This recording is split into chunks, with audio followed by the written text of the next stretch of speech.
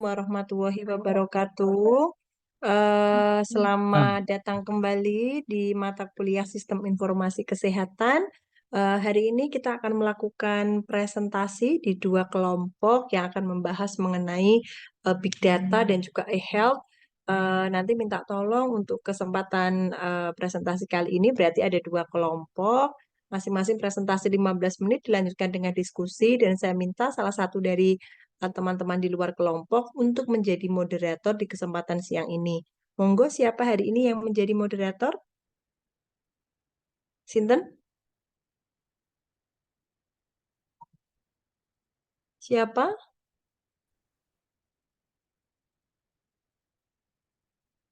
Moderatornya siapa? Kelompoknya sudah siap? Pak Ahmad Sahrir sudah ada? Serta kelompoknya sudah? Ada, Bu. Oke. Untuk Siap, Bu. moderatornya di luar kelompok, nggih. Moderator di luar kelompok, Sinten?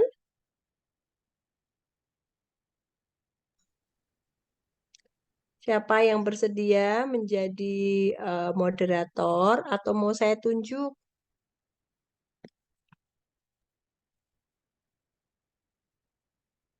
Moderatornya siapa? Pak Sahrir boleh nunjuk Pak Sahrir. Saya bingung nanti menunjuknya ke siapa. Pak Sahrir boleh minta tolong Mbak satu orang? Ibu Mihar boleh minta bantuan. Boleh. Ya, Bu Sumiar eh, off cam sedang kegiatan dinas tidak? Izin Bu, jangan saya. Yang lain yang lain aja dulu Bu. Ditunjuk Ya, aja yang lain Pak Ahmad Sarif.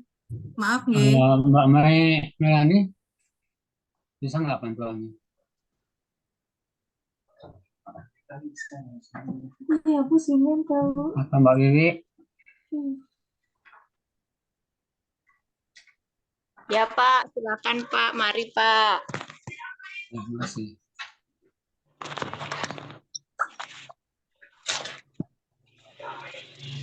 Ini Mbak Izin Wiwi. saya belum on cam, nanti saya on cam sebentar. Baik, untuk kesempatan siang ini perkuliahan Sistem Informasi Kesehatan akan presentasi dua kelompok.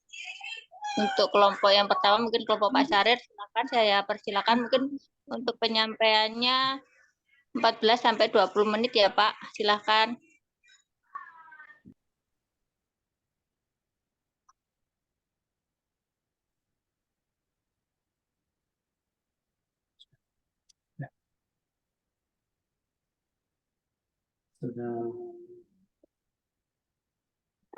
Sudah terlihat? Oh, oke, sudah Pak. Apa yang Bapak itu? Suaranya bergema Pak.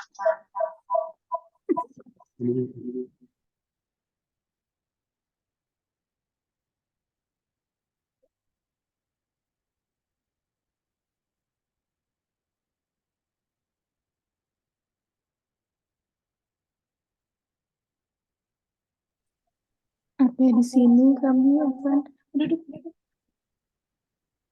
Boleh kecil, tolong Bapak.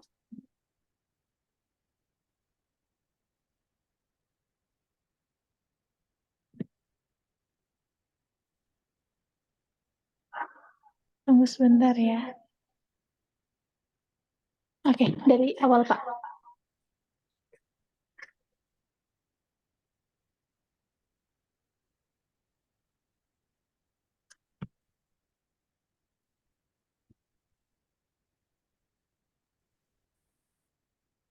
Oke, di sini kami akan mempresentasikan tentang Bank Data Kesehatan. Kelompok kami berisi oleh Pak Yanuar, Pak Redi, Bu Anissa, saya sendiri, Tami, Bapak Ahmad, sama Ibu Helen Lonia Waniberi.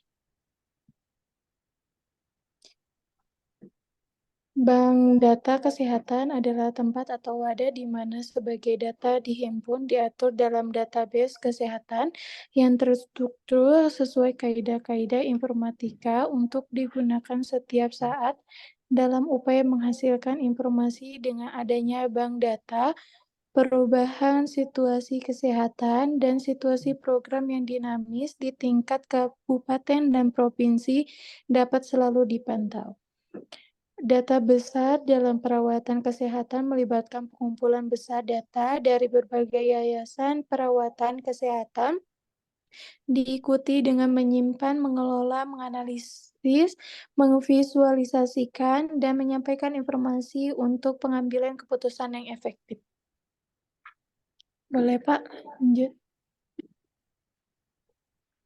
Big data dalam perawatan kesehatan dikaitkan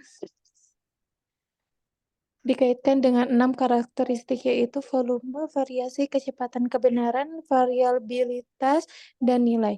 Berbagai peneliti telah membahas 3 Suaranya Mbak Tami. Ya, gimana? Suaranya Mbak Tami. Mbak Tami.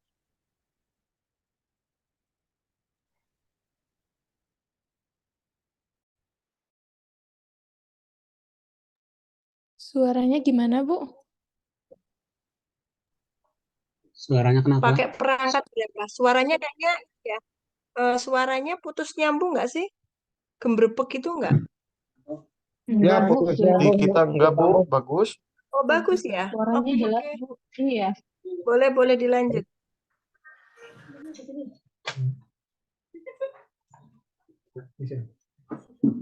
Bapak kursinya di mana?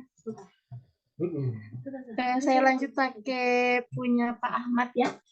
Selanjutnya, kualitas data yang terkumpul pada bank data di kabupaten sangat tergantung oleh kualitas data yang diperoleh. Oleh karena itu, apabila pengembangan bank data dibarengi dengan peningkatan mutu pengelolaan data yang berlaku dan peningkatan mutu survei kesehatan yang dilakukan, adanya bank data tidak menjamin akan mutu informasi yang dihasilkan menjadi baik, sepanjang data yang dimasukkan tidak berkualitas.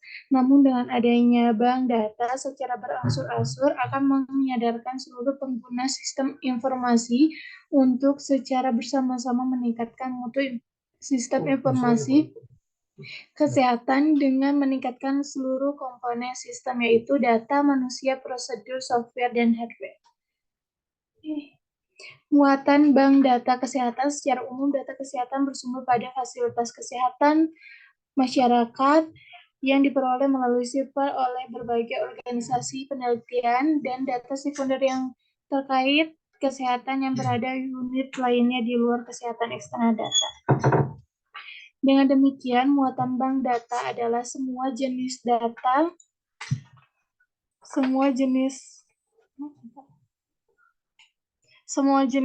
atau informasi kesehatan atau yang terkait dengan kesehatan dengan sendirinya.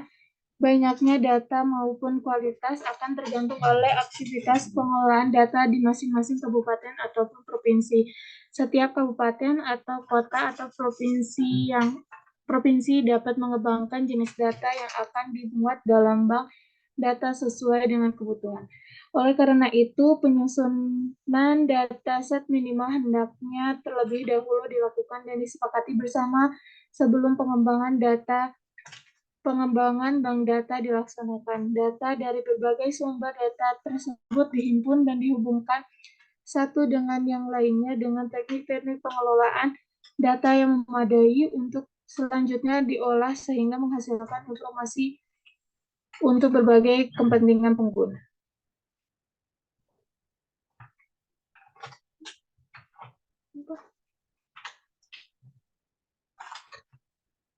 Secara garis besar, pengguna dikelompokkan sebagai yang pertama pengambil keputusan, penentu kebijakan nasional di pusat, penentu strategi di provinsi, penentu strategi operasional di kabupaten, perencana, pemegang program atau proyek, pelaksana operasional di lapangan. Masing-masing pengguna tersebut akan dipasok informasi sesuai dengan kebutuhannya. Ciri informasi yang diperlukan untuk membuat keputusan kebijakan dan strategi umumnya adalah informasi global, tidak rinci, namun menggambarkan keseluruhan dan kelengkapan. Sedangkan informasi untuk perencanaan lebih rinci, terutama untuk perencanaan tahunan. Sedangkan untuk kepentingan program atau proyek, terutama untuk pemantauan pelaksanaan atau operasional proyek, umumnya diperlukan informasi yang rinci.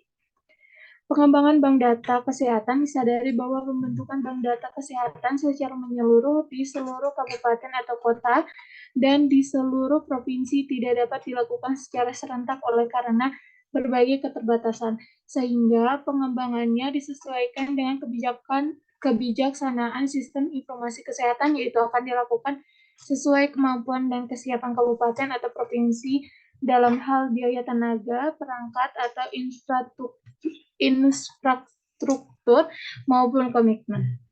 Secara nasional, kegiatan pengembangan bank data adalah sebagai berikut: membuat model bank data kabupaten, provinsi, dan pusat pada daerah tertentu yang telah disetujui oleh penyandang dana. Dalam model ini dikembangkan mekanisme pengumpulan data kesehatan dari grassroots, tingkat desa, pengolahan data kesehatan secara terintegrasi dengan bantuan komputer, model analisis data sederhana sehingga dapat dilakukan oleh penyedia di setiap jenjang organisasi, model penyajian yang menarik pengguna sehingga pemanfaatan data yang ada makin meningkat, khususnya untuk menunjang manajemen dan operasional program di puskesmas, dinas kesehatan kabupaten provinsi, model pengintegrasian database, pemeliharaan database, dan komunikasi data atau penukaran data. Model pelatihan pengelola sistem informasi kesehatan, model manajemen bank data, mengenalkan bank data ke dinas kesehatan kabupaten atau provinsi sebagai pendekatan sistem informasi terintegrasi dalam suatu desentralisasi. Mengembangkan infrastruktur jaringan komputer sebagai backbone bank data baik di tingkat pusat, provinsi maupun kabupaten serta memperluas jaringan komunikasi data. Melakukan peningkatan keterampilan kemampuan tenaga pengelola data atau informasi melalui pendidikan maupun pelatihan. Mengembangkan jabatan fungsional peranata komputer dan statistik. Proses analisis big data dalam industri kesehatan. Akuisisi data. Data besar dalam perawatan kesehatan dapat berupa format terstruktur, semi terstruktur, atau tidak terstruktur dan dapat diperoleh dari sumber utama. Misalnya CPOE, sistem pendukung keputusan klinis, catatan kesehatan elektronik, dan lain-lain. Dan sumber sekunder seperti laboratorium, perusahaan asuransi, sumber pemerintah, apotek, dan HMO. Penyimpanan data, penyimpanan memainkan peran penting dalam big data. Seiring dengan meningkatnya ukuran data dalam industri kesehatan, kami membutuhkan platform penyimpanan yang efisien dan besar dengan ukuran yang besar. Cloud adalah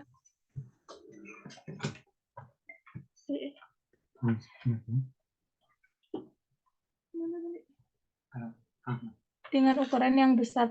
Cloud adalah teknologi yang paling menjanjikan. Cloud memberikan elastisitas dan kemahiran untuk masuk ke dalam data, menciptakan kesadaran, mempercepat potensi solusi analitik yang dapat diskalakan dan mendorong nilai. Manajemen data dalam perawatan kesehatan meliputi pengorganisasian, pembersihan, pengambilan pengalian data, dan tata kelola data. Hal ini juga termasuk metode validasi apakah ada beberapa data yang tidak terpakai atau nilai yang hilang. Data seperti itu perlu dihapus, ini membantu dalam penilaian risiko pasien. Rencana pemulangan yang dipersonalisasi. Analisis datanya adalah proses mengubah data mentah menjadi informasi. Analisis data besar dalam perawatan kesehatan diklasifikasikan menjadi deskriptif, diagnostik, prediktif, dan preskriptif analisa. Bagian yang paling menantang untuk big data dalam perawatan kesehatan adalah privasi data, kebocoran data, keamanan data, penanganan yang efisien terhadap data pencitraan medis dalam jumlah besar, kerahasiaan dan keamanan informasi, penggunaan data kesehatan yang salah satu kegagalan dalam melindungi informasi perawatan kesehatan, dan memahami catatan klinis yang tidak terstruktur dalam konteks yang tepat untuk mengekstrak informasi yang berpotensi berguna. Beberapa keterbatasan telah diidentifikasi setelah ditinjau. Pertama, ada publikasi terbatas yang tersedia pada big data di manajemen perawatan kesehatan. Para penulis menyarankan beberapa alat visualisasi data baru kepada analisis kesehatan untuk membuat pengambilan keputusan yang efektif. Big Data memiliki prospek yang bagus untuk memajukan manajemen perawatan kesehatan dan mentransformasi industri perawatan kesehatan ke tingkat berikutnya. Artikel ulasan ini akan bermanfaat bagi para akademisi kesehatan, praktisi, peneliti yang terlibat dalam bidang manajemen perawatan kesehatan. Terima kasih, cukup sekian presentasi dari kelompok kami. Mungkin nanti kalau misalkan ada pertanyaan, boleh ditanya atau ditulis di kolom komentar. Terima kasih.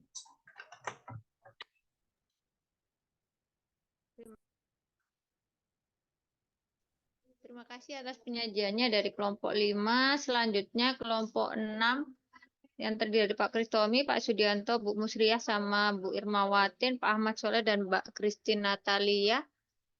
Waktu dan tempat saya persilahkan.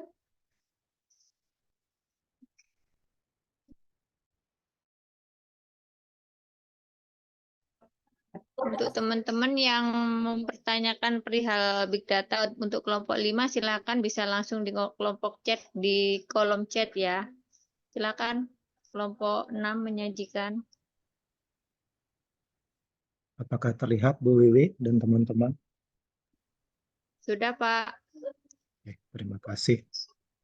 Selamat siang, mohon izin kami dari kelompok 6 akan mempresentasikan tentang kesehatan. Dalam hal ini yang akan mempresentasikan atau membacakan, kami beri kesempatan untuk Bu Musriah. Monggo, Bu Musriah. Iya.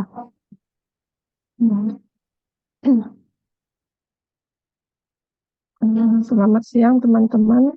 Mohon izin Ibu Irmawati.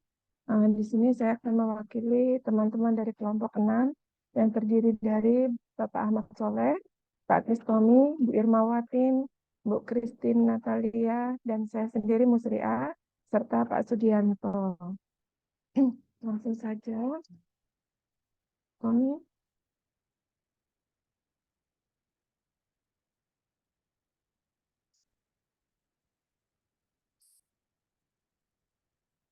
Mas Tommy dari yang pertama tadi mas judulnya belum. Kelompok kami akan membawakan masalah tentang kesehatan. Lanjut, Mas Tommy. Latar belakang.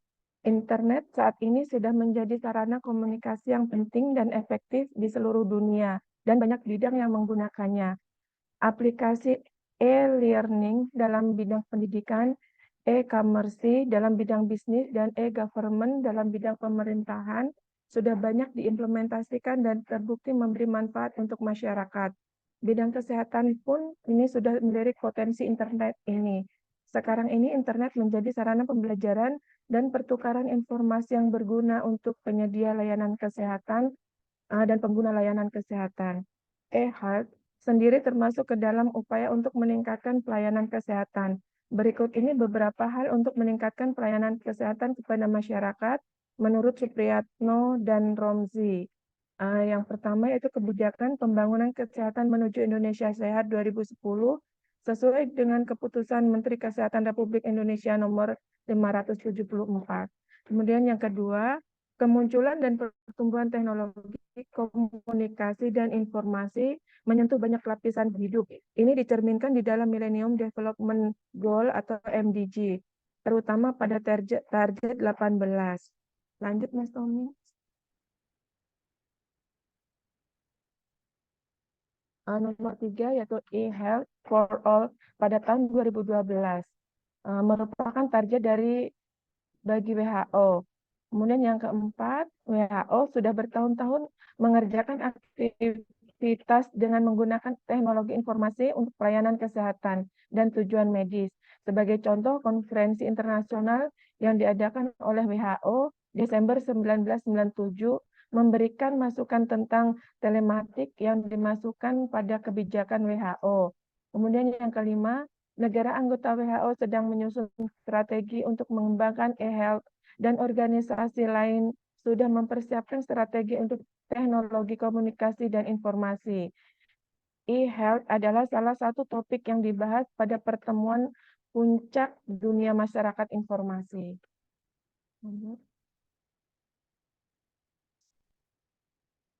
Tujuan dibuatnya makalah ini adalah yang pertama untuk mengetahui pengertian e-kesehatan, kemudian untuk mengetahui sejarah e-kesehatan, untuk memahami konsep e-kesehatan dan manfaat e-kesehatan, serta mengetahui sistem e-kesehatan, untuk mengetahui produk dan layanan e-kesehatan, serta untuk mengetahui perkembangan dan prospek aplikasi e-kesehatan di Indonesia.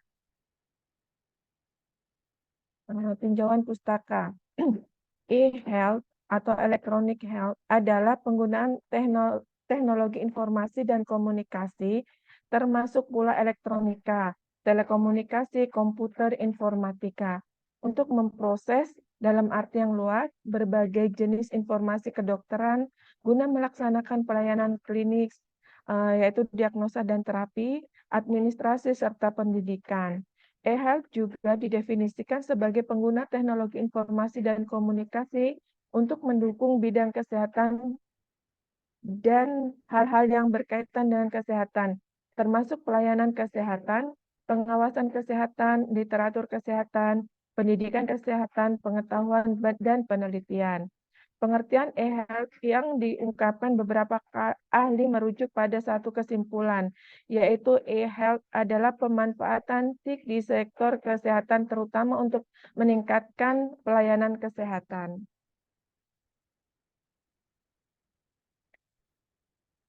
Sejarah e-kesehatan. Kata e-health yang berarti elektronik dan health, yang berarti kesehatan masyarakat secara umum. Istilah e-health mulai muncul pada akhir abad ke-19 dan awal abad ke-20.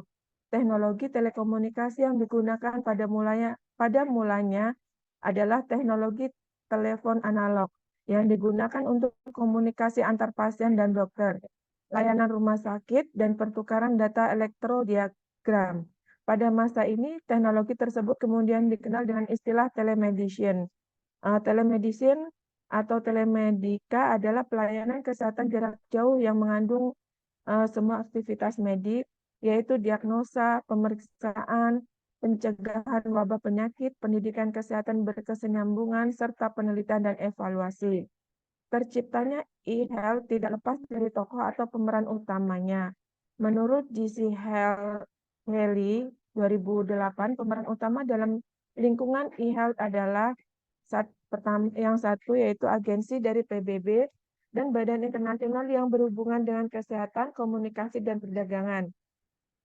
Yang kedua, otoritas pemerintah tingkat nasional sampai daerah yang berhubungan dengan kesehatan dan telekomunikasi. Yang ketiga, institusi pendidikan dan riset. Yang keempat, para profesional di bidang kesehatan beserta asosiasinya. Yang kelima, para pelanggan, pasien, dan asosiasinya. Dan yang keenam, organisasi non-pemerintahan serta pihak industri kesehatan dan telekomunikasi. Yang kedelapan yaitu media massa.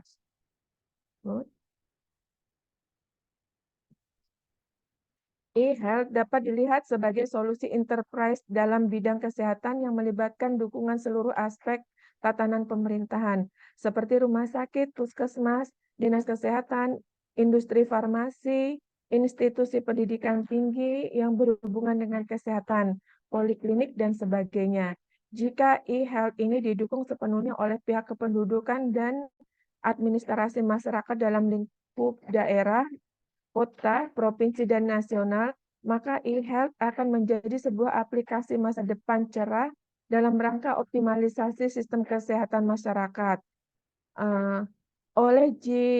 Eisenbich, awalan E tidak hanya menunjuk elektronik, tetapi dijabarkan sebagai berikut. Yang pertama yaitu efisiensi. Salah satu tujuan ditetapkan e-health adalah efisiensi kesehatan. Menurunnya biaya kesehatan seperti menurunkan biaya untuk diagnosa atau konsultasi antar dokter dengan pasien. Yang kedua, meningkatkan kualitas pelayanan kesehatan. Yang ketiga, berbasis bukti, di mana semua informasi harus berdasarkan penelitian ilmiah. Yang keempat, yaitu pemberdayaan konsumen dan pasien. Lanjut, Mas.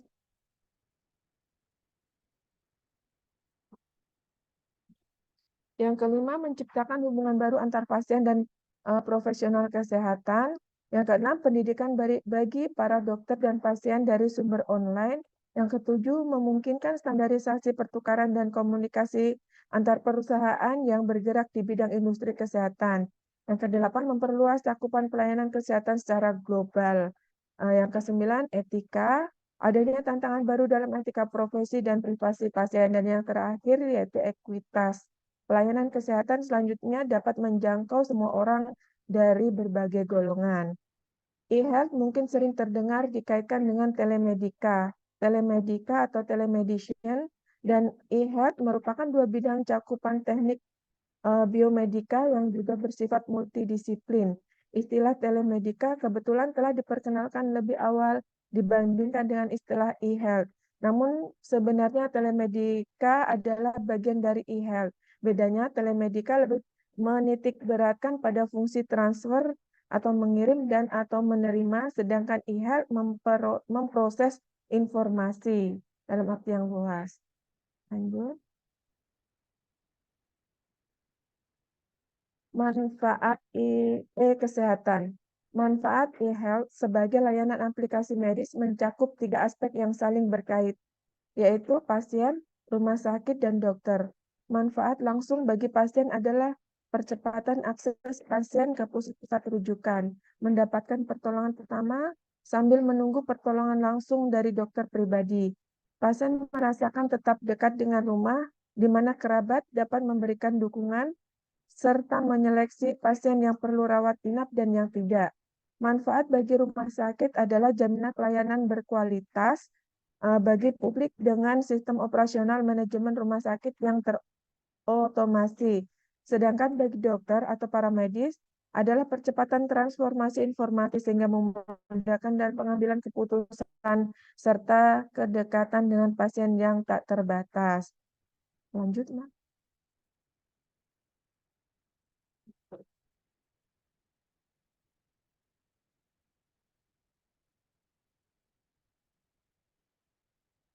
Lanjut, Mas Toro.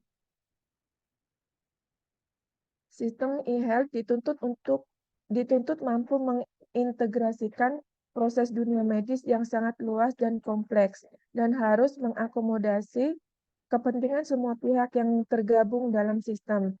Alur informasi di antara stakeholder sistem ini sangat kompleks. Artinya rumah sakit tidak hanya dapat berkomunikasi antar rumah sakit, tetapi juga harus dapat berkomunikasi dengan dokter secara privat, di mana dokter juga harus dapat berkomunikasi dengan apotek, laboratorium, dan penanggung jawab biaya. E-health memiliki karakteristik yang unik baik pada tipe interaksi, tipe data, maupun perangkatnya. Tipe interaksi telemedika bersifat real-time dan store and work. Artinya proses arus informasi berlangsung saat itu juga dimanapun dan kapanpun, serta data yang disimpan dan diteruskan dalam bentuk informasi. Tipe data menunjukkan bentuk-bentuk data yang ditransfer, apakah berbentuk teks, suara, gambar, ataupun kombinasi ketiganya.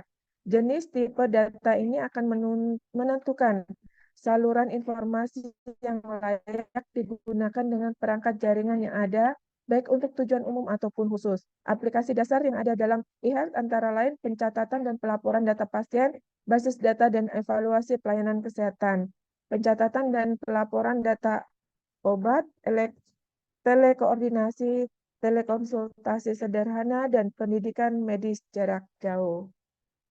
Lanjut. Mungkin Mbak Christine kalau sudah siap bisa menyambungkan, Mbak. Mbak Christine? Ya. Baik, saya akan lanjutkan. Enggak, saya lanjut. Diagram blok sederhana sistem e-health. Diagram sistem e-health yang disederhanakan dapat terdiri atas sebuah komputer atau PC, berikut paket perangkat lunak aplikasi, sesuai dengan tujuan yang hendak dicapai. Selanjutnya, komputer tersebut dapat diperluas menjadi jaringan komputer dengan berbagai jenis konfigurasi jaringan. Suatu sistem medis yang dapat terdiri atas sebuah komputer dengan perangkat lunak aplikasi yang sesuai, sebuah antarmuka pasien, sejumlah instrumen biomedika, tergantung keperluan, sebuah antarmuka pengguna, berikut alat input-output yang diperlukan, sebuah antarmuka telekomunikasi yang sesuai, serta jaringan telekomunikasi yang tersedia. Pada dasarnya, sistem stadium medis dapat berhubungan dengan terminal lainnya secara real-time, kemudian store and forward. Pengiriman informasi dan pembacaannya tidak pada saat yang sama. Lanjut. Nomor 2, stakeholder dalam sistem e-health. Stakeholder atau aktor pada sistem e-health dibagi menjadi 3 bagian berdasarkan fungsionalitasnya, yaitu penerima penyedia servis, penanggung jawab biaya atau pembayar. Kemudian produk layanan e-kesehatan dalam 4 kategori yang disebut 4C, yaitu konten atau isi, connectivity atau hubungan, care atau perawatan, commerce atau bisnis. Perkembangan dan prospek kesehatan Indonesia seiring dengan kemajuan pesat dalam teknologi pendukungnya, dalam beberapa tahun terakhir ini telah terjadi perkembangan yang sangat pesat dalam telemedika dan e-health. Lanjut.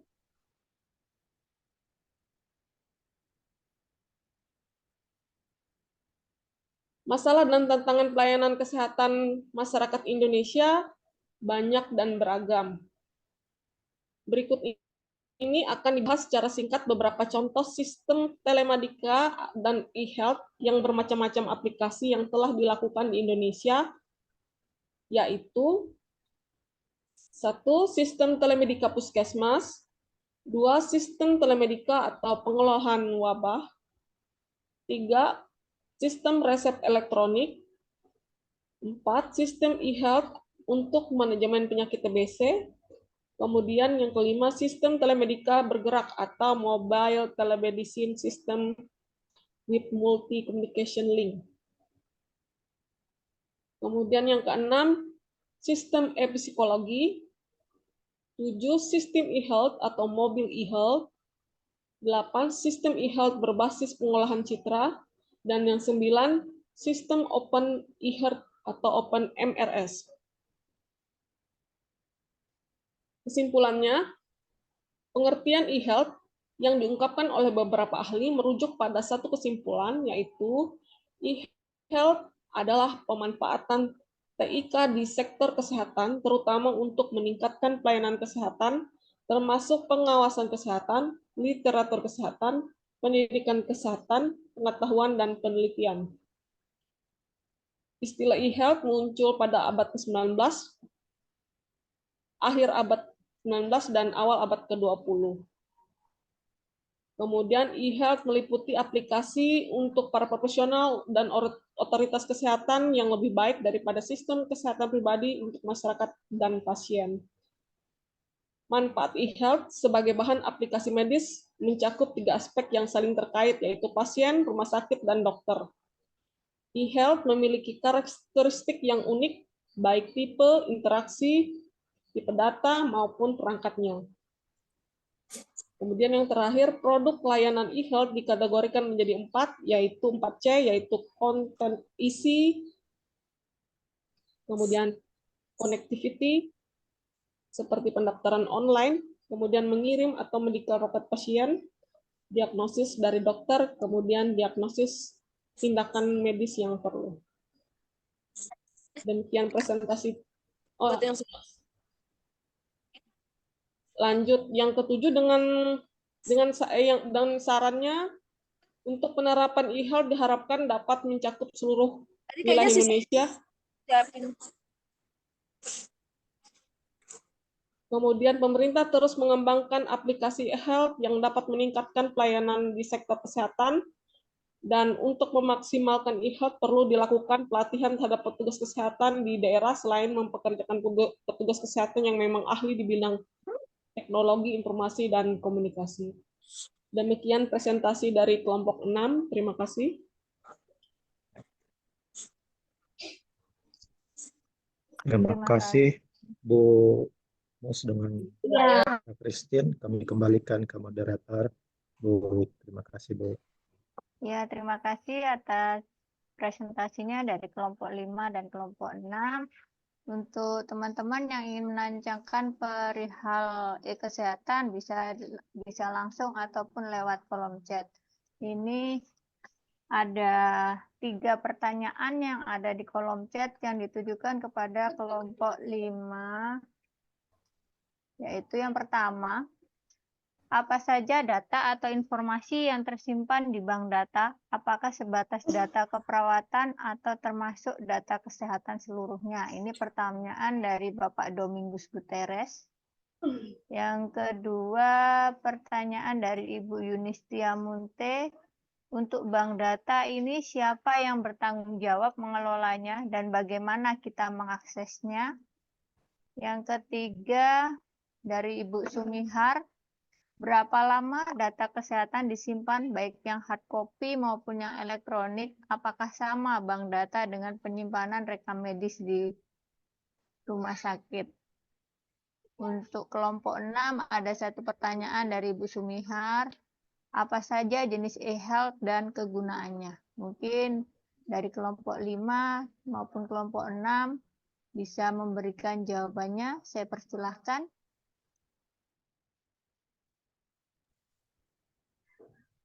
Jadi di sini saya akan mencoba menjawab pertanyaan dari Bapak Domingus. Pertanyaannya itu kan apa saja data atau informasi yang tersimpan di bank data, apakah sebatas data keperawatan atau termasuk data kesehatan seluruhnya. Jadi data yang masuk itu kesehatan seluruhnya. Contohnya itu ada instruksi dari dokter, sistem pendukung keputusan klinis, catatan kesehatan elektronik, hasil laboratorium, perusahaan asuransi, sumber pemerintah, apotek atau resep obat. Gitu, Pak. Bagaimana Pak Domingus atas jawaban dari kelompok 5? Apa bisa diterima atau masih ada yang perlu disanggah? Oke, bisa diterima. Terima kasih atas jawabannya. Ya, terima kasih Pak Domingus. Mungkin bisa menjawab untuk yang lain dari kelompok 5 atau kelompok 6? Untuk pertanyaan yang nomor 2. Saya boleh mencoba menjawab pertanyaan nomor 2.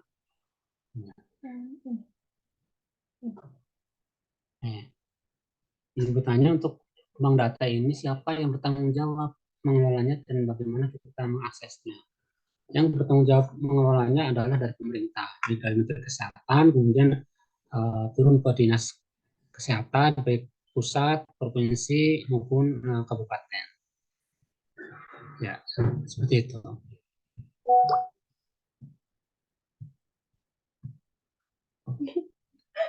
Ada tanggapan?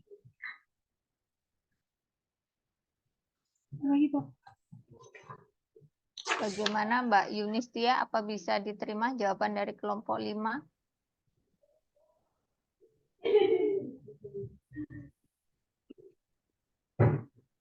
Iya Mbak Wiwi, terus cara mengaksesnya gimana?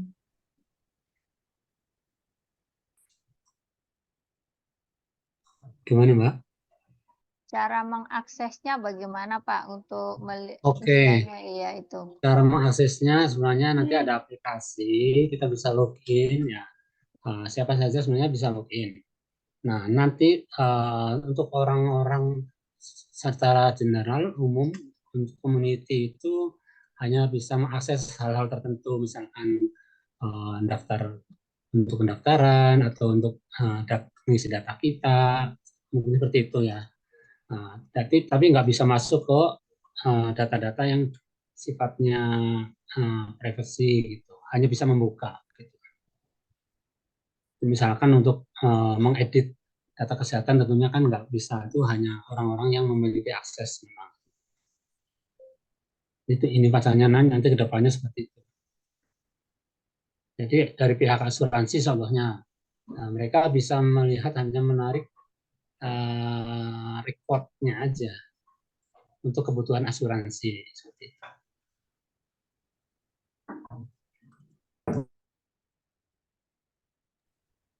Bagaimana Mbak Yunistia? Apa bisa diterima?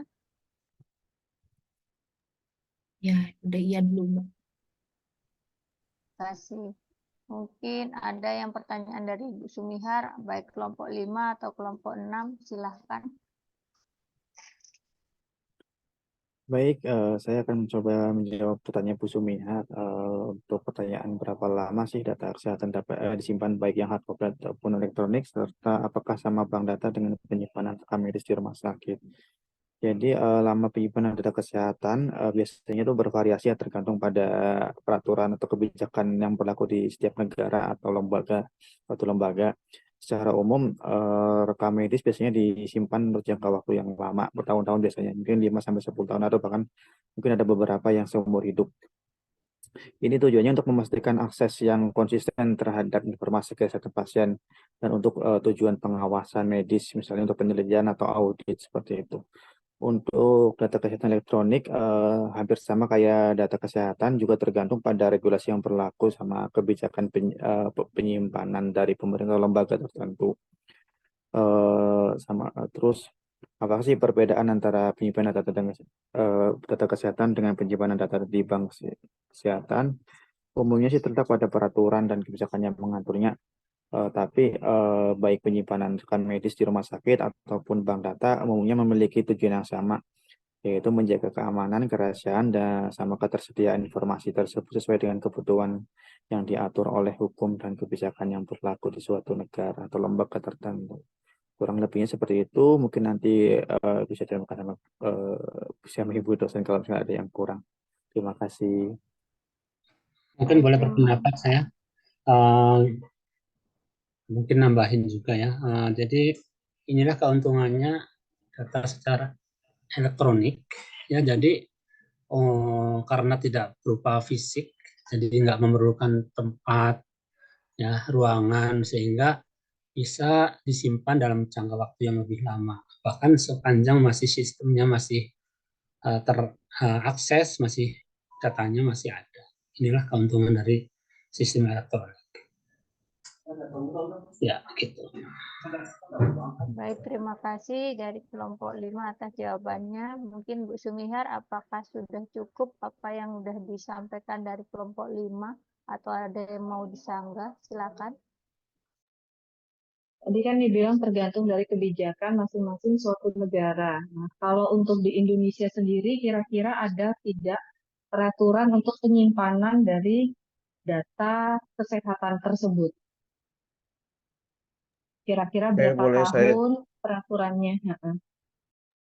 Boleh saya jawab pertanyaan Ibu Sumihar terkait peraturan di Indonesia terkait rekam medis. Itu tercantum dalam Peraturan Menteri Kesehatan Republik Indonesia nomor 24 tahun 2022 tentang rekam medis. Di situ di pasal 7 ada terkait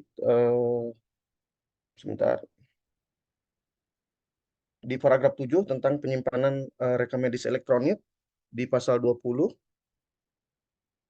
di mana di sini disebutkan poin pertama, penyimpanan rekam medis elektronik sebagaimana dimaksud dalam pasal 13 ayat 1 huruf F merupakan kegiatan penyimpanan data rekam medis pada media penyimpanan berbasis digital pada fasilitas pelayanan kesehatan.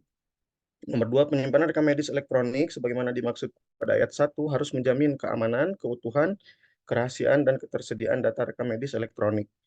Ketiga, media penyimpanan berbasis digital sebagaimana dimaksud pada ayat 1 berupa server, sistem komputasi awan atau cloud computing yang tersertifikasi sesuai dengan ketentuan peraturan perundang-undangan. C. Media penyimpanan berbasis digital lain berdasarkan perkembangan teknologi dan informasi yang tersertifikasi. Poin keempat, fasilitas pelayanan kesehatan yang melakukan penyimpanan melalui media penyimpanan berbasis digital sebagaimana dimaksud pada ayat 1 wajib memiliki cadangan data atau backup sistem. Cadangan data backup system sebagaimana dimaksud pada ayat 4 dilaksanakan dengan ketentuan diletakkan pada tempat yang berbeda dari lokasi fasilitas pelayanan kesehatan. dilakukan secara periodik dan dituangkan dalam standar prosedur operasional masing-masing fasilitas pelayanan kesehatan. Kemudian di pasal 21, rekam medis elektronik yang disimpan oleh fasilitas pelayanan kesehatan harus terhubung atau terinteroperabilitas dengan platform layanan interoperabilitas dan integrasi data kesehatan yang dikelola oleh Kementerian Kesehatan. Pasal 22, dalam hal terdapat keterbatasan sumber daya pada fasilitas pelayanan kesehatan, penyimpanan rekam medis elektronik, sebagaimana dimaksud dalam pasal 20, dapat dilakukan melalui kerjasama dengan penyelenggara sistem elektronik yang memiliki fasilitas penyimpanan data di dalam negeri. Penyelenggara sistem elektronik, sebagaimana dimaksud pada ayat 1, harus merupakan rekomendasi dari unit kerja yang bertanggung jawab di bidang pengelolaan data dan informasi di Kementerian Kesehatan. Penyelenggara sistem elektronik sebagaimana dimaksud pada ayat 1 dilarang membuka, mengambil, memanipulasi, merusak, memanfaatkan data, dan hal lain yang merugikan fasilitas pelayanan kesehatan. Ketentuan larangan sebagaimana dimaksud pada ayat 3 dituangkan dalam bentuk fakta integritas atau non-disclosure agreement yang dilampirkan pada saat melakukan perjanjian kerjasama dengan fasilitas pelayanan kesehatan. Fasilitas pelayanan kesehatan yang melakukan kerjasama dengan penyelenggara sistem elektronik yang memiliki fasilitas penyimpanan data di dalam negeri sebagaimana dimaksud pada ayat 1 harus memperoleh akses yang tidak terbatas terhadap data rekam medis elektronik yang disimpan. Jadi menurut peraturan di sini tidak disebutkan dia berapa lamanya, cuma tadi yang disebutkan oleh Pak Janwar memang karena ini elektronik jadi bisa disimpan untuk beberapa tahun. Cuma kalau untuk menemukan berapa lamanya, harusnya dengan big data ini dari data yang tahun-tahun terdahulu harusnya bisa ada karena itu bisa digunakan untuk tahun-tahun selanjutnya gitu. Jadi anggap 10 tahun sebelumnya bagaimana perkembangan, anggaplah contohnya perkembangan ASI eksklusif untuk di Indonesia. Nah, mungkin dari tahun 90, tahun 2000, 2020. Mungkin ini Mas Kristomi yang di Dinas Kesehatan mungkin yang lebih paham terkait hal ini ya, karena ini dilakukan di kabupaten, kemudian kota, provinsi, dan khususnya Indonesia. Mungkin itu saja tambahannya. Terima kasih. Oke, terima kasih untuk jawabannya Mas Regi. Terima kasih untuk kelompok 5 atas jawabannya. Ini dari untuk kelompok 6, silakan jika ada yang mau menjawab pertanyaan dari Bu Sumihar. Dan ini ada satu lagi pertanyaan dari Bapak Domingus. Apakah untuk in-health di fasilitas kesehatan primer seperti puskesmas atau pustu ataupun pustu ada personel yang ditugas khususkan untuk sistem ini? Dan mungkin saya juga mau bertanya untuk kelompok 6, adakah hambatan dalam penggunaan in-health ini bagi penyedia maupun konsumen? Jika ada, bagaimana cara mengatasinya? Terima kasih. Mbak Wiwi, tolong ulangin Mbak pertanyaannya Mbak Wiwi. Yang dari saya langsung di chat aja ya Mbak. Siap. Ya.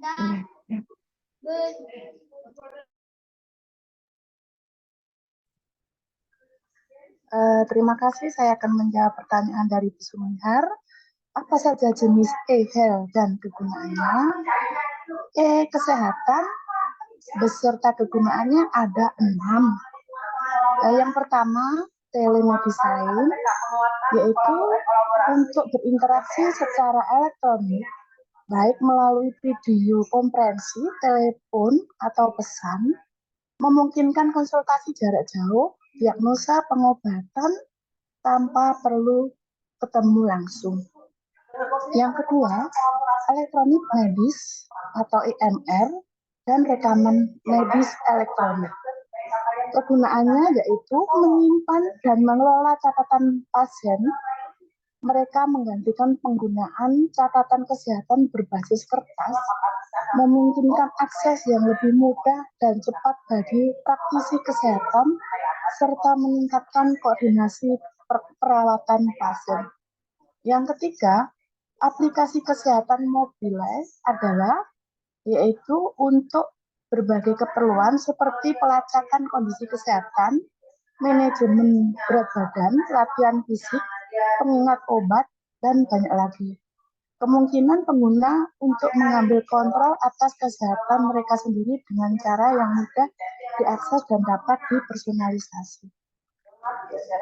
Yang keempat, platform kesehatan online kegunaannya yaitu untuk informasi kesehatan kepada pengguna, termasuk artikel kesehatan, forum diskusi, alat evaluasi risiko, dan layanan konseling online. Yang kelima, pemantauan kesehatan wearable yang berfungsi sebagai memantau parameter kesehatan seperti detak jantung, tingkat aktivitas fisik, kualitas tidur, dan untuk melacak meningkatkan kesehatan secara keseluruhan. Yang keenam, sistem informasi kesehatan publik, yaitu digunakan sebagai mengumpulkan, menganalisis, dan menyebarkan data kesehatan populasi untuk membantu pemantauan penyakit, laporan epidemiologi, perencanaan kebijakan kesehatan, dan respon terhadap keadaan darurat kesehatan masyarakat. Itu mungkin jawaban saya dari pertanyaan Ibu Sumihar. Mungkin dari kelompok 6 ada yang mau menjawab, kami persilakan. Terima kasih Bu Irmawati atas jawabannya. Mungkin saya kembalikan Ibu Sumihar, bagaimana jawaban dari kelompok 6, atau cukup atau masih perlu ada penyanggahan? Cukup. Terima kasih untuk jawabannya Bu Irma. Ya, terima kasih Bu Sumihar. Silakan kelompok 6 melanjutkan 2 pertanyaan tadi. Jika ada yang mau menjawab, silakan.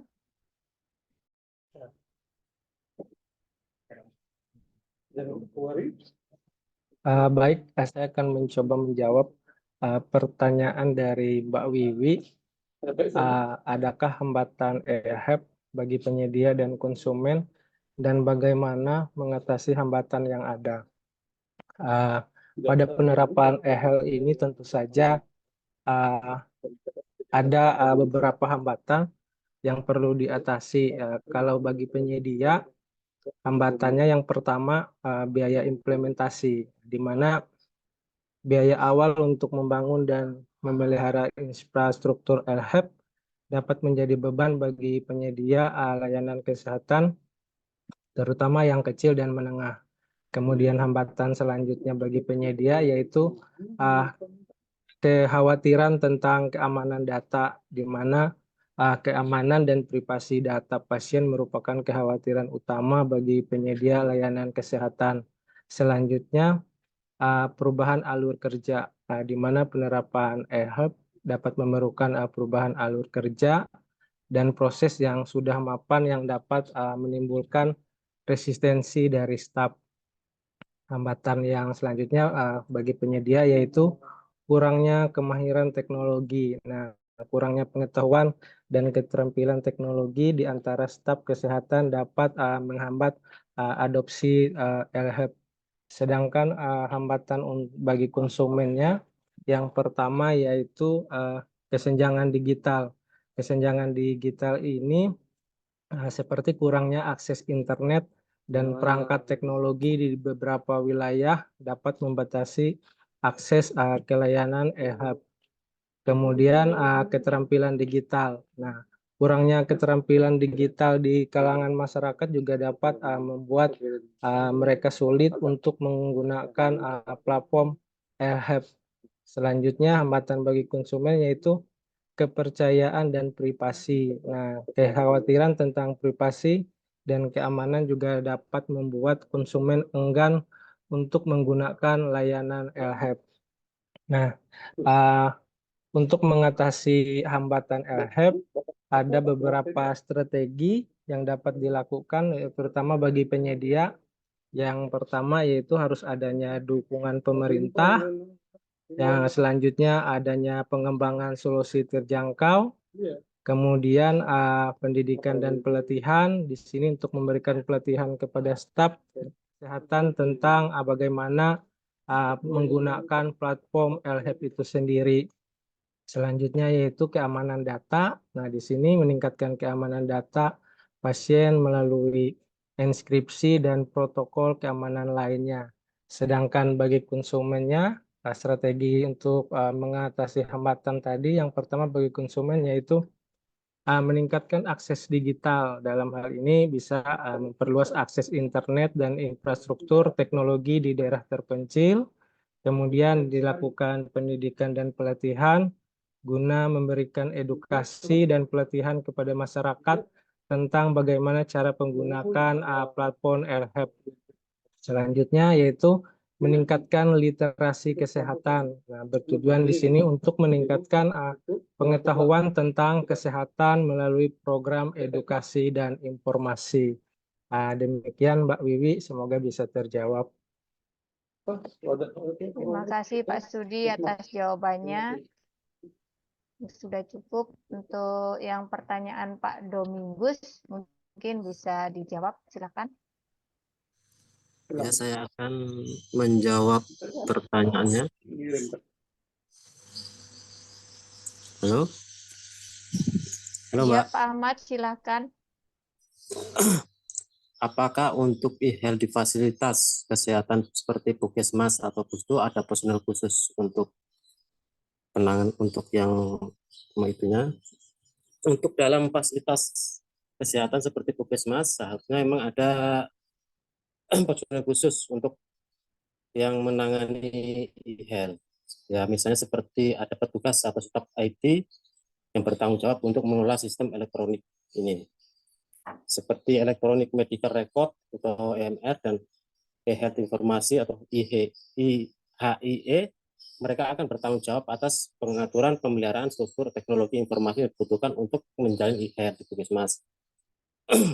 Cuma kalau kayak di Puskesmas kami, e-health itu yang bertanggung jawab langsung ikut Simpus, dan dia dari para medis perawat, dia dilatih khusus untuk melakukan pertanggung jawab atas e-health yang ada. Kalau di kami itu aja, Bu. Terima kasih. Terima kasih Pak Ahmad Soleh atas jawabannya. Saya kembalikan ke Pak Domingus, bagaimana? Apa sudah cukup atau masih perlu sanggahan? Cukup, Pak. Terima kasih. Ya, terima kasih. Nah, ini dari audiens yang lain, apakah ada yang masih perlu dipertanyakan kepada kelompok 5 ataupun kelompok 6? Saya persilahkan.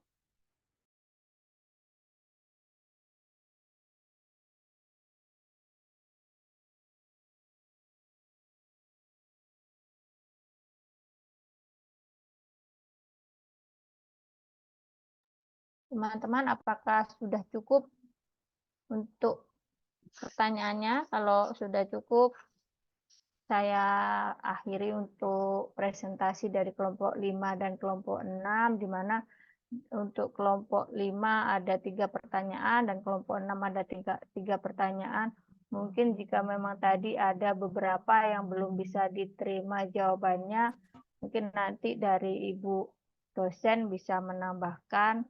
Untuk begitu, presentasi kali ini saya tutup. Saya ucapkan banyak terima kasih. Saya kembalikan ke Ibu Trimawati.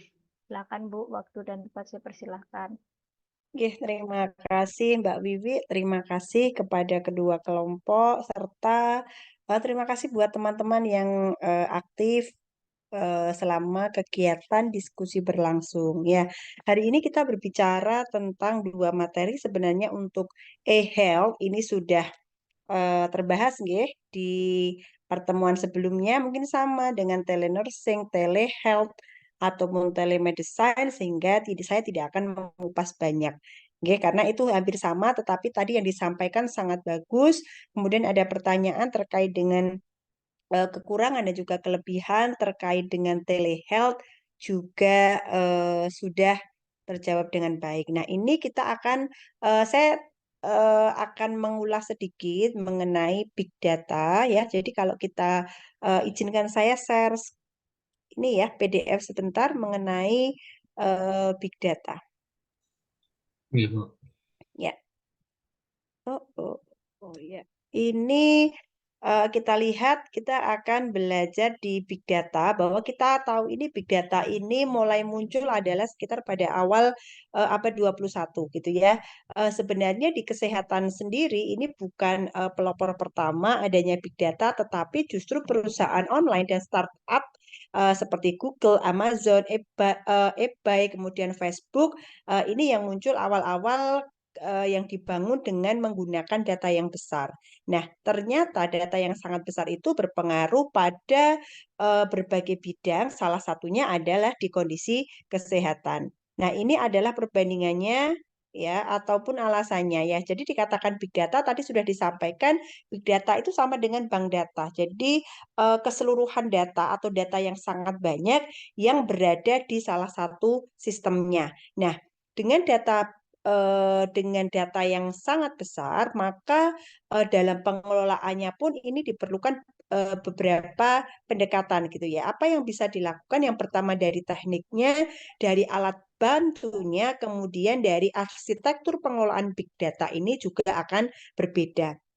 Kenapa ini menjadi big data menjadi tren? Gitu ya, karena tujuannya adalah untuk menyelesaikan masalah baru atau masalah lama dengan cara yang lebih baik. Semisalnya adalah pada saat terjadi COVID-19 kemarin gitu ya, dengan adanya big data dari masing-masing negara melaporkan perkembangan penyakit, kemudian cara perawatan dan sebagainya, ini memudahkan suatu negara ini untuk menyelesaikan masalah tersebut dengan mengakses data-data dari negara lain bagaimana tentang cara memecahkan suatu masalah. Karena kita berada di bidang kesehatan, maka kita bicaranya adalah di kesehatan. Nah, dikatakan bahwa data ini memberikan nilai dari penyimpanan dan pemrosesan dari kuantitas yang sangat besar yang tidak bisa dianalisis dengan komputasi tradisional.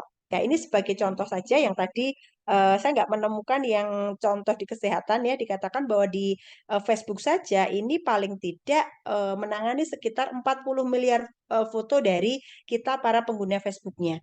Kalau datanya tidak besar, pengelolaannya tidak bagus, yaitu akan seringkali terjadi apa ya namanya down, kemudian tidak stabil dan sebagainya. Nah, ini sebagai contoh perkembangan kenapa sih sekarang perlu big data. Kita tahu bahwa sekarang internet ini sebagai apa ya, kita kan negara apa sih yang menggunakan internet ini sebagai salah satu kebutuhan saat ini gitu ya. Dan dari internet itu banyak sekali yang mengakses untuk banyak kegiatan. Ada dari YouTube, kemudian blog, kemudian email, kemudian ada Firefox, kemudian mungkin berbagai atau ratusan ribu publikasi dalam satu hari atau 1 jam dan sebagainya, sehingga ini memerlukan suatu big data ya. Jadi alasannya kenapa perlu kita tahu tentang big data ya karena kebutuhan yang jelas gitu ya, kebutuhan dan juga untuk analisa yang lebih canggih di dalam bisa industri, kesehatan dan sebagainya. Jadi kalau kita bicara big data ya konsepnya secara umum. Nah, ini dikatakan bahwa gambaran sebentar, yang mau saya sampaikan yang ini ya, ini tadi definisinya saja bahwa big data ini dapat didefinisikan bahwa data tersebut memiliki skala atau volume yang sangat besar, kemudian distribusi atau velocity-nya besar, kemudian keragaman atau varietinya juga sangat besar, sehingga membutuhkan penggunaan arsitektur teknikal dan metode analisis yang inovatif untuk mendapatkan wawasan yang dapat memberikan nilai bisnis yang baru.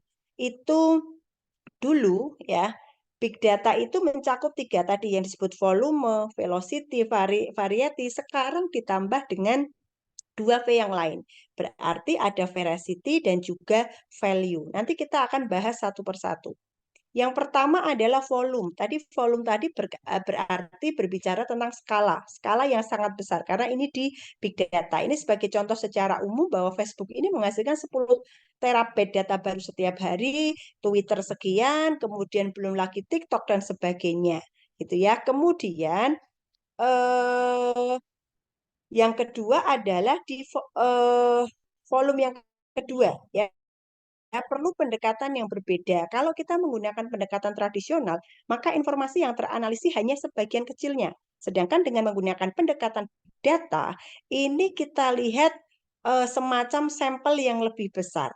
Harapannya apa? Ketika ini ada big data, maka analisis yang dilakukan ini bisa dilakukan secara menyeluruh. Jadi contoh nyatanya adalah salah satu penyedia data kesehatan atau big data yang ada ini adalah WHO ya. Jadi sekarang kita mau melihat akses apapun, kita bisa lihat dari WHO. Yang kedua adalah CDC, ya.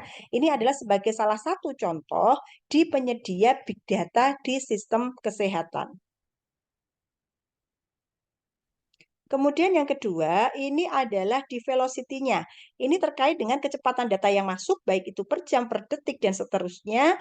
Kemudian ini bagaimana pendekatan secara tradisional dilakukan, perbedaannya dengan pendekatan dalam big data. Dikatakan bahwa big data ini dia akan mengeksplor semua data dan juga mengidentifikasi hubungan di antara semua data tersebut.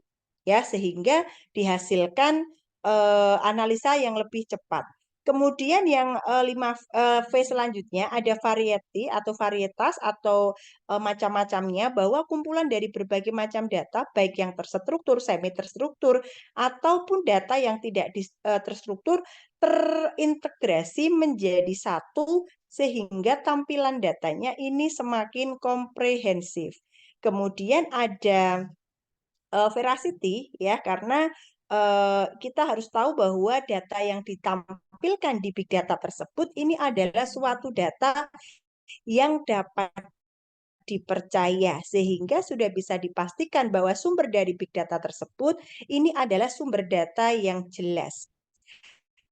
Bagaimana cara mengelola data, mengolah data, dan kemudian mana yang benar dan mana yang salah. Ya, jadi kalau kita kemarin pada saat terjadi COVID gitu ya, kita lihatnya adalah data di satu data di Kementerian Kesehatan gitu ya. Mungkin Kementerian Kesehatan kita juga ini juga menghadap datanya adalah dari data yang lebih besar, yaitu data dari WHO tentang penanggulangan COVID, atau mungkin terkait dengan pengobatan. Pengobatan apa sih yang dianjurkan, pengobatan apa yang tidak dianjurkan, itu juga dari big datanya. Kemudian adalah value-nya atau nilainya. Data yang besar ini seharusnya ini datanya berdampak terhadap suatu perusahaan. Kalau ini dipakai oleh suatu perusahaan, maka atau kalau dipakai di suatu negara, ya harusnya berdampak di negara tersebut. Karena apa? Ketika mengolah data yang besar, tetapi bingung cara mengolahnya, bingung cara menganalisasnya, ini contohnya akan membuang-buang sumber dayanya. Seperti ketika kita mungkin memasak gitu ya, sudah bahan-bahannya bagus gitu ya, tetapi ketika kita mengolah tidak diolah dengan bagus, cara memasaknya tidak benar, maka sumber daya yang kita gunakan untuk membuat masakan tersebut juga sia-sia. Jadi yang dikatakan big data itu harus yang terakhir dia harus bernilai atau mempunyai value-nya. Ya, ini secara singkat tadi 5V yang harus ada pada big data, dari velocity, value, volume, kemudian variety, dan juga veracity-nya. Ya, kemudian bagaimana sih penyedia data tersebut kok bisa mendapatkan data yang besar? Maka ini bisa dilihat gambaran dari ekosistem big data. Berarti semua pihak yang terlibat dalam big data tersebut. Yang pertama adalah data devices atau sumber datanya. Sumber datanya bisa dilihat teman-teman, ini bisa diambilnya bisa dari HP, kemudian GPS, kemudian e-book, ada video game dan sebagainya. Kemudian ada data kolektor. Data kolektor ini berada di ranah ada mungkin medis, pemerintahan, kemudian internet, retail, finansial, dan televisi ataupun HP. Kemudian yang ketiga ada data agregator. Ini yang nanti adalah kompilasi dari informasi dari database dengan tujuan untuk mempersiapkan data gabungan, serta yang terakhir adalah data user ataupun buyers-nya. Ini yang diperlukan dalam big data. Di ekosistemnya hanya ada 4. Devices sumbernya, kemudian kolektornya, kemudian agregatornya, dan yang ketiga adalah usernya. Nah, ini mungkin tidak begitu penting. Saya berikan contoh penyedia data kesehatan ya yang ada di kita. Untuk ini saya khususkan di kesehatan. Nanti teman-teman bisa melihat sendiri mana yang bisa free, mana yang tidak ya. Sistem. Ya, sudah tampil bahwa kalau kita di kesehatan, maka dikatakan beberapa contoh penyedia data kesehatan free, ini ada WHO, kemudian ada CDC atau Center for Disease Control and Prevention, kemudian ada data.gov, kemudian ada ACDC, Health Data, sampai dengan Google Dataset Search. Ini adalah penyedia atau big data di bidang kesehatan yang teman-teman bisa akses. Ya, kemudian ada juga yang berbayar. Kalau teman-teman tidak mau gratis di big data ini bisa cari. Misalnya sebagai contoh ada Elsevier, kemudian Meditech dan sebagainya. Ini adalah di penyedia data kesehatannya. Saya tadi sudah membuka untuk salah satu penyedia data kesehatan. Ya, ya bisa dilihat ini adalah penyedia data kesehatan yang saya tadi lihat adalah dari CDC. Di CDC ini teman-teman bisa lihat nih, ya. Ketika halaman pertama kita akan ketemu dengan namanya topik kesehatan, kemudian itu orang yang suka berpergian apa sih bahasa yang lebih singkatnya gitu ya. Kemudian ada kasus outbreak atau tidak, data dan juga publikasi.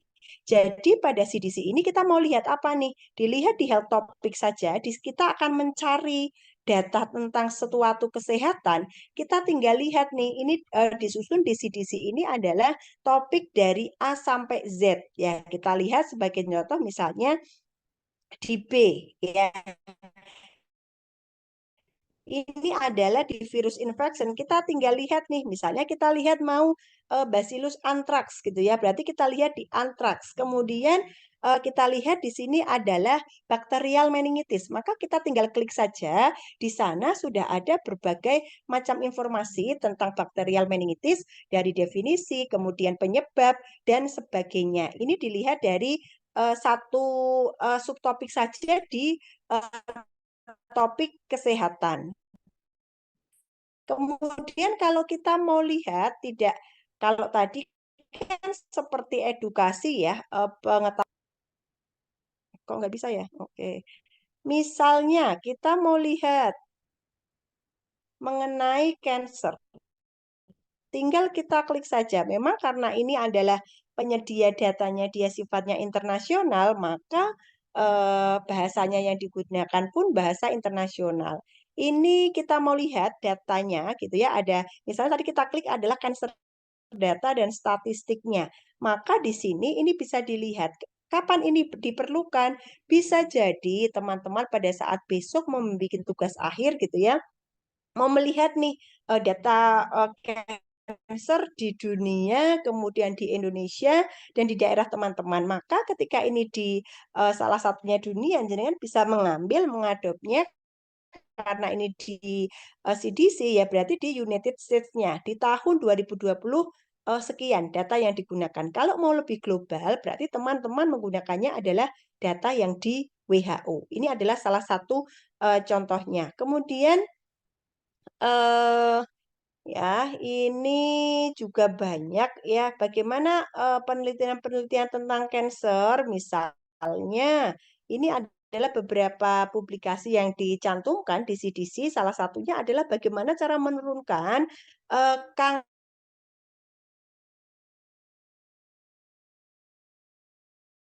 mereduksinya. Kemudian bagaimana penggunaan screening kanker servikal yang dihubungkan dengan data dari adanya medikasinya.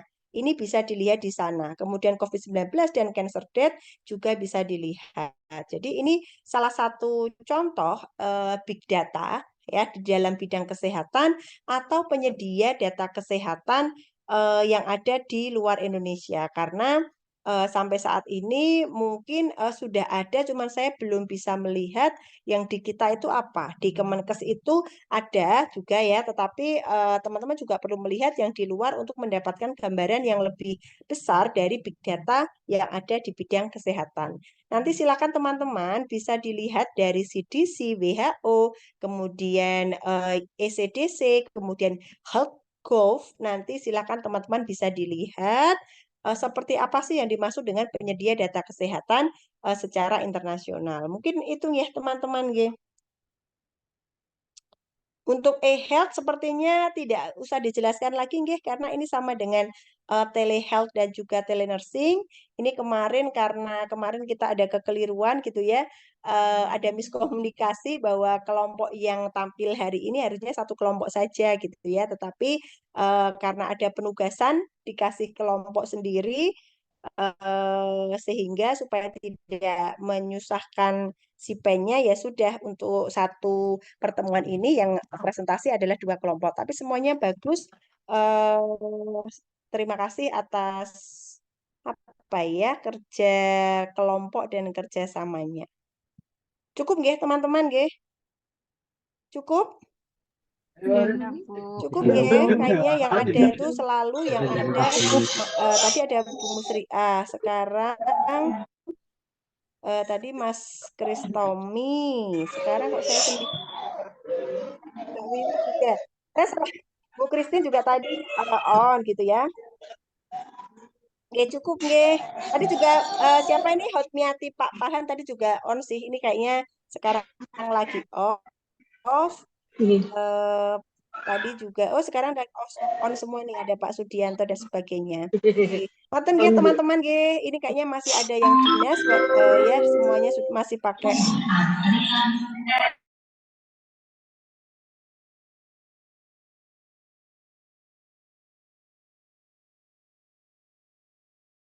Izin Bu ke mute. sorry ya terima kasih ya teman-teman nggih yang sudah sudah berpartisipasi aktif. Tadi saya lihat yang nggak masuk siapa ya? Tadi 53, sekarang komplit 57, 58, berarti komplit hari ini sudah tinggal nanti ada satu pertemuan terakhir dan teman-teman sudah UAS, sudah masuk ke semester selanjutnya untuk tugas akhir. Bentuknya mau apa? Nanti silahkan di apa ya, mulai dipikirkan. Mau tugas akhir, mau skripsi, atau mau yang lain, tergantung teman-teman kira-kira seperti apa. Jangan lupa mengakses data-data tadi untuk melihat kira-kira tren penyakitnya apa sih global gitu ya. Kemudian bagaimana dengan prevalensinya secara global seperti apa. Gitu nggih, cukup ya teman-teman nggih. Cukup. Internet saya tidak stabil, jadi hilang timbul. Selamat melanjutkan aktivitas teman-teman. Sampai jumpa di UAS SIK dan juga UAS keperawatan anak kronis ya, karena mungkin di minggu kedua apa ya, minggu kedua puasa teman-teman harusnya puasa, kayaknya harus mumet-mumet untuk mengerjakan UAS atau menunggu informasi selanjutnya dari Pak Kaprodi gitu nggih. Yang penting selamat menjalankan aktivitas kembali. Ini pertemuan terakhir di SIK maupun kemarin dengan anak. Selamat berpuasa bagi yang menjalankan. Mohon maaf selama berinteraksi banyak salah kata dan sebagainya. Saya pribadi mengucapkan mohon maaf. Terima kasih. Saya akhiri. Wassalamualaikum warahmatullahi wabarakatuh. Waalaikumsalam. Dim nggih, Bapak Ibu. Terima kasih Bu. Ya, terima kasih Bu. Selamat. Terima kasih. Selamat sore Bu. Sore.